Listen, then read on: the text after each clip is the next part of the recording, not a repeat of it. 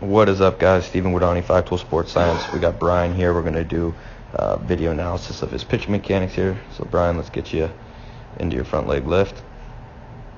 All right, watching how you're loading down the mound. Good job of staying inside drive leg. And then, I want to stop it right on that force vector because you have, there it is. That is a pretty dang good back leg load here. Still holding torsion in this back knee. That's excellent. Pretty dang good force vector. All right. Like how you're sitting in flexion of that back hip. Trunk is in a pretty good position.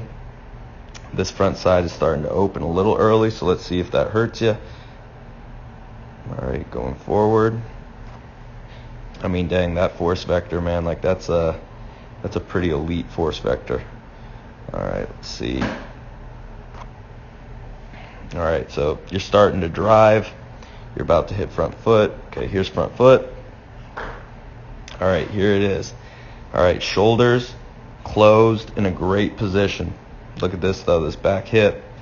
That is not a through back hip. That is a closed back hip. We can see in that ankle is not kicked through. All right, so shoulders are in a great position, but that back pelvis is closed. You need to get that pelvis all the way open and keeping these shoulders all the way closed. That's going to maximize your hip to shoulder separation. So you're really not getting that great of hip to shoulder separation. I think you've done things really impressively, how you loaded the back leg, your back leg force vector. There just needs to be more power through that drive leg. And we're going to see as we go forward, you're going to need more power in your front leg extension. So I think your movement and motor control is pretty dang impressive. I think you've got to do a better job of building more strength and power and lean muscle mass, basically getting more horsepower through the system. Because you're already moving pretty efficiently. There's just a lack of power to power that hip rotation through right into front foot contact. That's killing your hip to shoulder separation. That's hurting your velocity, and it could potentially even be setting you up for injury. So let's go forward.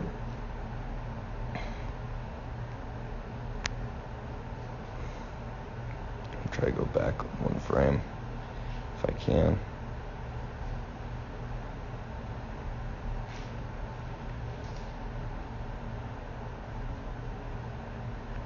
Oh, come on.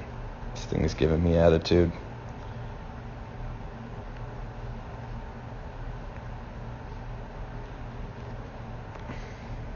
And I think your arm is riding along with your trunk pretty good. It's kind of tough to tell from this angle. Maybe slight hyperangulation, but I don't think so. I think that's pretty good. So let's go to pitch release.